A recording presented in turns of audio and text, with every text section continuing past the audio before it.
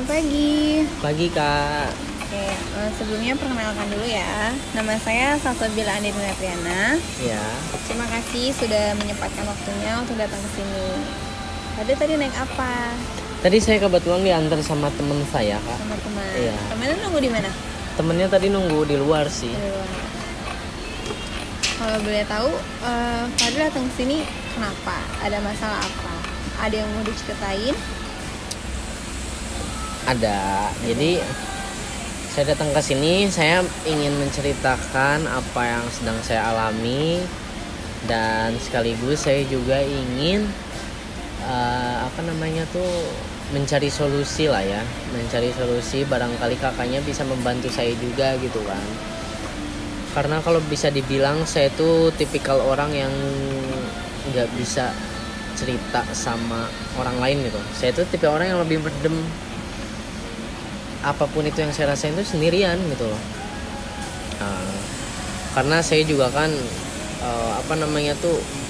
terkadang bingung harus cerita ke siapa, ngobrol ke siapa. Karena saya berpikiran kayak kalau saya cerita ke teman saya, belum tentu teman kamu juga mengerti gitu ya perasaan. Nah gitu, belum tentu juga mereka mengerti, dan belum tentu juga mereka ingin tahu juga dengan apa yang saya rasakan gitu kan. Ya kalau anak-anak sekarang bilang someone to talk ya gitu. Kebetulan saya juga nggak punya pacar gitu kan. Jadi ya itulah alasan saya selalu memendam semuanya sendirian gitu. Oke, sebelum kita mulai, saya ingin menyampaikan bahwa apapun yang Fadli ceritakan nanti, itu saya akan menjaga kerahasiaan yang Fadli sampaikan, dan juga dipergunakan untuk pembelajaran. Fadli bersedia di sesi ini?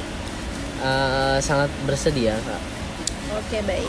Kalau boleh tahu, akhir-akhir ini tuh Fadli sedang merasa lelah kah, atau apa yang Fadli pikirkan akhir-akhir ini sampai Fadli tuh memutuskan untuk datang ke saya gitu? Apakah sangat berat sekali pembicaraan kita kali ini? Sebenarnya berat enggaknya itu tergantung yang mendengar ya, dan tergantung juga yang merasakan gitu. Saya nggak bisa bilang berat juga, karena mungkin saya bisa bilang berat tapi kan belum tentu menurut kakaknya ini berat di kakaknya gitu kan. Tapi yang saya rasain tuh akhir-akhir ini, saya selalu merasakan bahwa saya tuh kalau banyak orang bilang mah saya tuh people pleaser gitu nggak sih. Nah jadi contohnya kayak saya tuh terlalu mementingkan orang lain ketimbang diri saya sendiri gitu. Merasa tidak enak kepada orang lain. Nah itu masuk banget sih itu. Merasa tidak enak juga sama orang lain. Kayak misalkan nih contohnya, saya tuh ketika diajak sama temen, saya tuh nggak bisa bilang enggak gitu loh. Jadi saya iya aja gitu. Sama sekali gak pernah bilang enggak. Ya karena saya berpikir saya nggak enak gitu loh kalau saya nolak, ngerti nggak sih, kayak gitu. Jadi saya bingung gitu. Padahal ada di satu sisi ketika saya tuh misalkan nih, saya udah sama temen saya tuh ini tuh saya udah hilang respect deh. Saya merasa kalau saya sama dia tuh saya merasa nggak nyaman gitu loh. Tapi kalau dia ngajak sama saya tuh terkadang nggak bisa bilang enggak.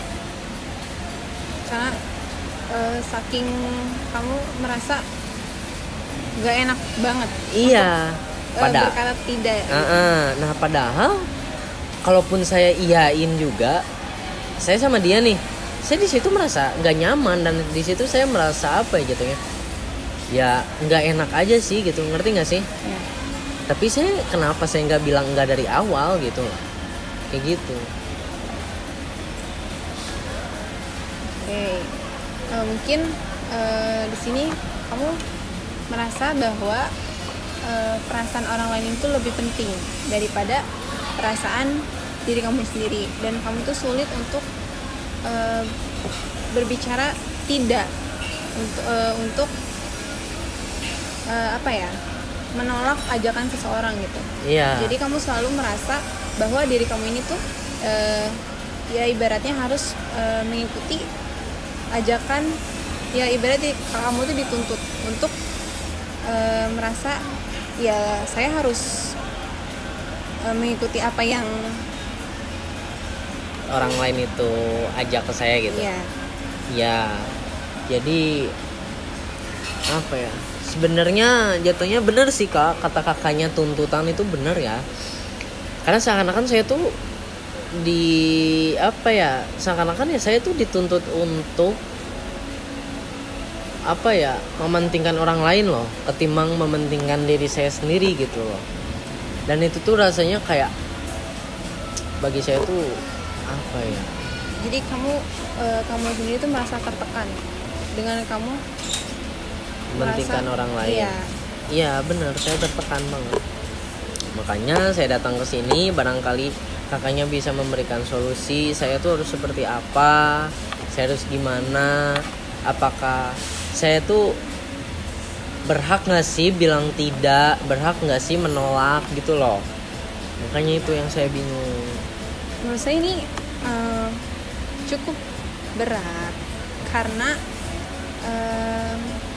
saya pun pernah gitu merasakan menjadi people pleaser untuk orang lain. Kalau boleh tahu,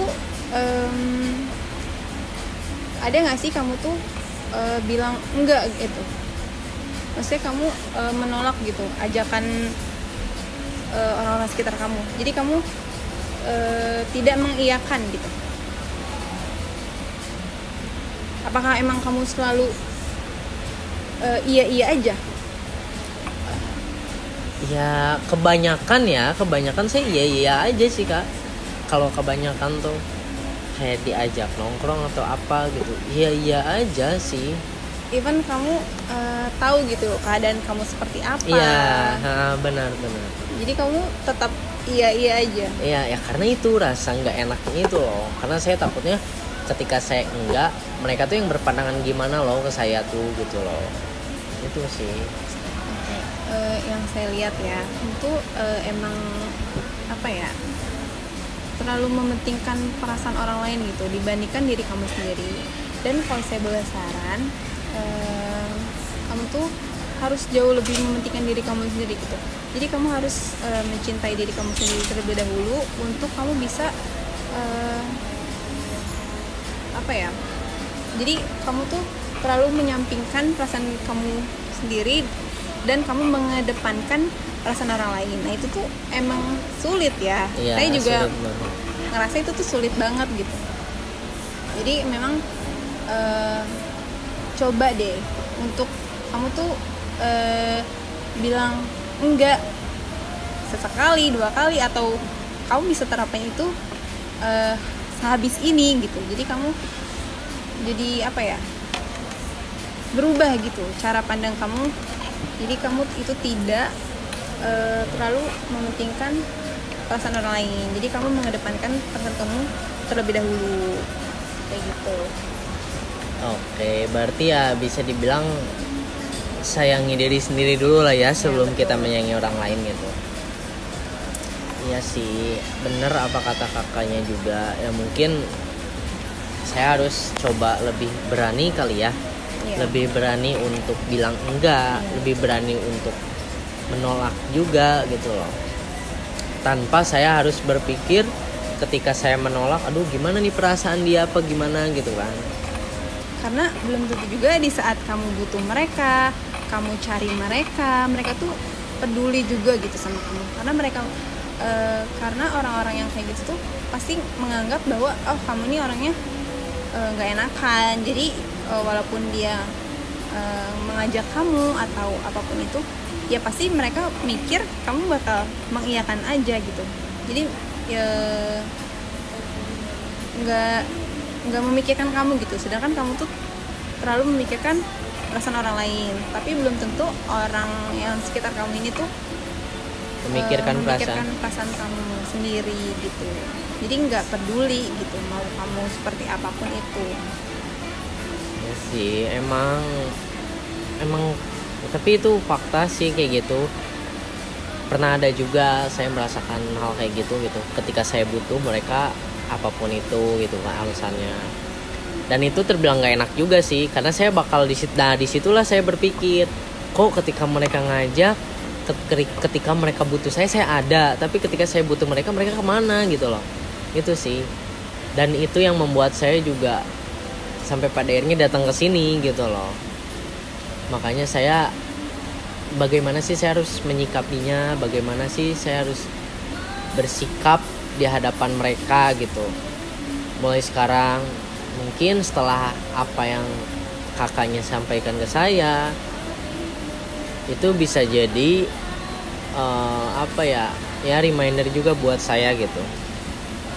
Semoga setelah dari sini saya berubah lah gitu, karena saya juga nggak pengen sih terus-terusan ada di posisi kayak gini gitu loh.